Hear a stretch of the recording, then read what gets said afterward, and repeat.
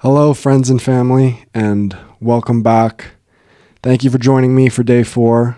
Happy to be here. Emma, I think, just didn't want to be a part of today, so.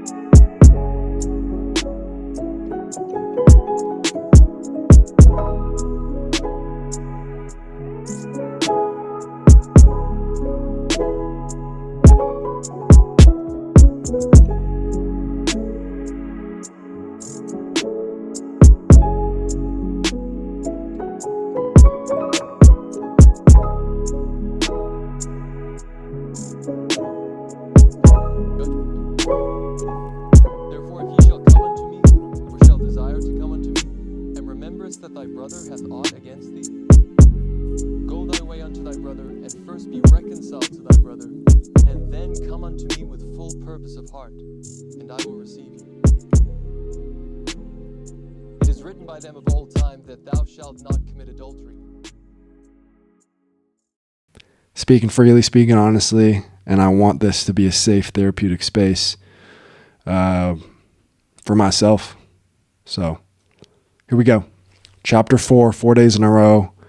Grateful to be on, grateful to be here and to be a part of this and continuing in it. If I got to do it alone or do it with my wife or whatever it is, we're here. So, and it came to pass that I spake unto my brethren, saying, let us go up again unto Jerusalem, and let us be faithful in keeping the commandments of the Lord. For behold, he is mightier than all the earth. Then why not mightier than Laban and his 50, yea, or even than his tens of thousands? Therefore, let us go up.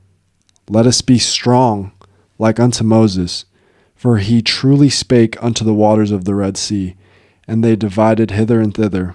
And our fathers came through out of captivity on dry ground, and the armies of Pharaoh did follow and were drowned in the waters of the Red Sea. Speaking freely and speaking openly and honestly and candidly is a powerful thing. Let us be strong like unto Moses, being so matter of fact and to the point, speaking truthfully to the waters of the Red Sea, and they divided, and people will doubt to this day that it didn't happen, but tuning into that power and believing in it is a very real thing. And that's something I want to strengthen, because it takes away when I'm like, oh, I don't want to offend people or this person's going to get upset. And even with like my wife, right, I got to like walk on eggshells like all of the time, truthfully, because, I think women live in a feelings, not facts sort of environment. And that's just what it is, It's like a detachment from objective reality. Now behold, ye know that this is true. And ye also know that an angel hath spoken unto you. Wherefore can ye doubt? Let us go up. The Lord is able to deliver us, even as our fathers, and to destroy Laban, even as the Egyptians. Now when I had spoken these words, they were yet wroth, and did still continue to murmur. Nevertheless, they did follow me up until we came without the walls of Jerusalem. The vibe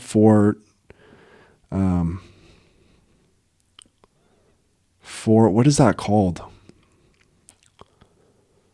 Four verses. They're called verses. 4 verses in, the vibe is already very like, I'm tuned in. I'm in that right now. Emma didn't want to be a part of this. And then the energy is very like their siblings didn't want to be a part of Nephi and his dad, what they were on, what they were trying to do. It's like, yo, we're tuned in. And, the Nephi siblings were still continuing to murmur and still doubting the power thereof. And it was by night, and I caused that they should hide themselves without the walls. And after they had hid themselves, I, Nephi, crept into the city and went forth towards the house of Laban. And I was led by the Spirit, not knowing beforehand the things which I should do. Nevertheless, I went forth, and as I came near unto the house of Laban, I beheld a man, and he had fallen to the earth before me, for he was drunken with wine. And when I came to him, I found that it was Laban. And I beheld his sword, and I drew it forth from the sheath thereof. And the hilt thereof was of pure gold, and the workmanship thereof was exceedingly fine. And I saw that the blade thereof was of the most precious steel. And it came to pass that I was constrained by the Spirit that I should kill Laban. But I said in my heart, never at any time have I shed the blood of man. And I shrunk and would that I might not slay him. And the Spirit said unto me again, behold, the Lord hath delivered him into thy hands. Yea, and I also knew that he had sought to take away mine own life. Yea, and he would not hearken unto the commandments of the Lord. And he also had taken away our property. And it came to pass that the Spirit said unto me again, slay him, for the Lord hath delivered him into thy hands. That's crazy, right? This is an insane thing that it never hit me when I was reading through, where the Lord commanded Nephi to break the commandments and commit murder, right? Because the commandments clearly say, like, you're not supposed to kill people, but in this instance, it was like for the greater good. And that's just a crazy exception, like an insane, that's crazy, right? And to like even preach that story, you have to have an insane level of faith to like have that and then actually go through with it. So, I mean, that's just insane. Like Nephi was commanded to murder. So that's insane. Behold, the Lord slayeth the wicked to bring forth his righteous purposes. It is better that one man should perish than that a nation should dwindle and perish in unbelief. There you go. Kill one, save 1,000 type of ideology. And now when I, Nephi, had heard these words, I remembered the words of the Lord which he spake unto me in the wilderness, saying that, inasmuch as thy seed shall keep my commandments, they shall prosper in the land of promise. Yea, and I also thought that they could not keep the commandments of the Lord, according to the law of Moses, save they should have the law. And I also knew that the law was engraven upon the plates of brass. And again, I knew that the Lord had delivered Laban into my hands for this cause, that I might obtain the records according to his commandments. Therefore I did obey the spirit of Therefore I did obey the voice of the Spirit, and took Laban by the hair of the head, and I smote off his head with his own sword.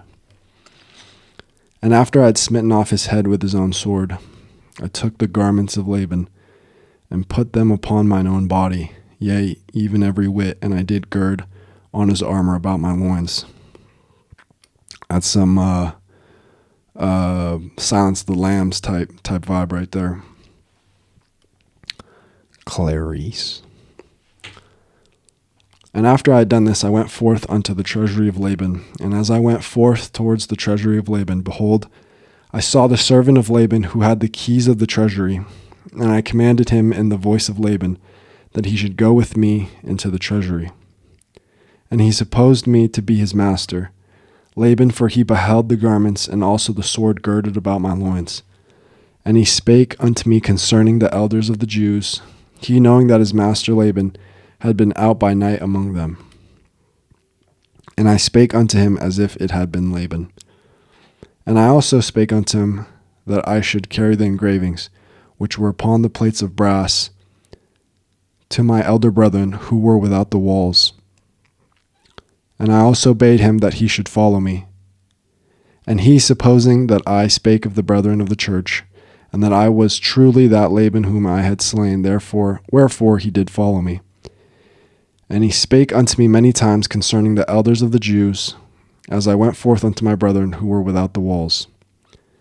And it came to pass that when Laman saw me, he was exceedingly frightened, and also Lemuel and Sam, and they fled from before my presence, for they supposed it was Laban, and that he had slain me and had sought to take away their lives also. And it came to pass that I called after them, and they did hear me, wherefore they did cease to flee from my presence. And it came to pass that when the servant of Laban beheld my brethren, he began to tremble, and was about to flee from before me, and return to the city of Jerusalem. And now I, Nephi, being a man large in stature, and also having received much strength of the Lord, therefore I did seize upon the servant of Laban, and held him, that he should not flee. And it came to pass that I spake with him, that if he would hearken unto my words, as the Lord liveth, and as I live, even so, that if he would hearken unto our words, we would spare his life. That's some menacing, threatening energy right there for the greater good.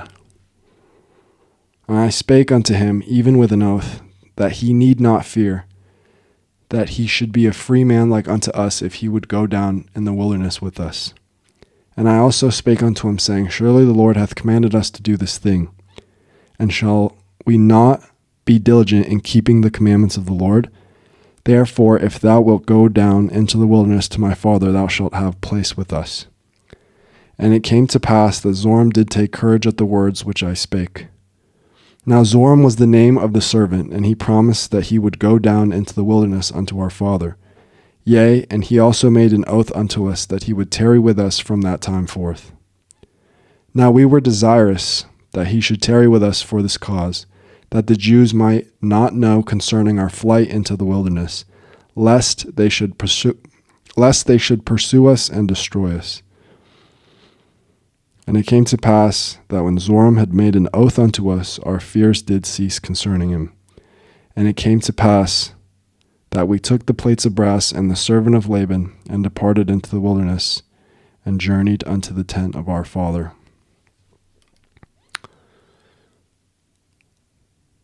I think to do truly great things, and the energy of this that I just soaked in and read and felt, as in this particular instance, in this exact moment in time,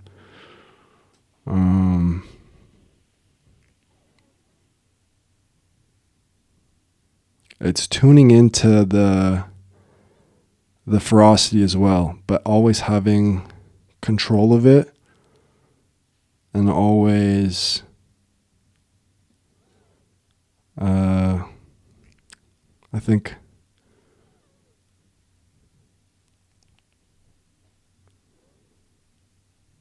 being smart with the energy that we use. Control, as a man, controlling your emotions, and looking towards God to not lash out with your emotions. That's kind of the thing that I'm seeing. You know, Nephi was so clear-headed in this mission. He knew what he needed to do,